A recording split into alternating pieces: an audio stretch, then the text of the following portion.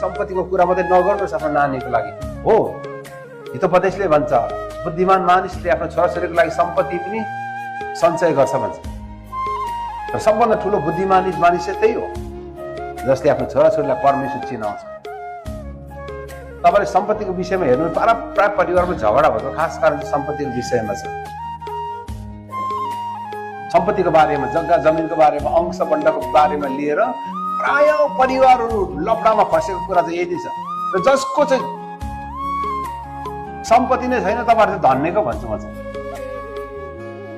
किनकि सम्पत्ति भएपछि खालि छोराछोरी दाजुभाइहरू कसैलाई अगाडि पर्यो भन्छ, कतिलाई पछाडि पर्यो भन्छ, कतिलाई यति हात मात्रै मुख पर्यो भन्छ, कतिलाई त्यति हात मुख पर्यो भन्छ। कसैलाई बुवाले खुसी पार्नै सक्छ। सानो जमिन त कोही त पछाडि पर्नै पर्यो नि, होइन हजुर? कि सबैजना अगाडि? तपाईँको मुख 40 फिट छ भने त के हुन्छ नि? 4 बाई 6 भने 40 फुट मुख छ भने के गर्नु पर्यो? पछाडि पार्नु पर्यो परेन हजुर? 40 फुट मुख 4 बाई छोरा र आमा बाउको त 6 भाग हुन्छ। 40 फुट मुख भएको जमिनलाई 6 भाग लगाएर कति फिट मुख हुन्छ होला?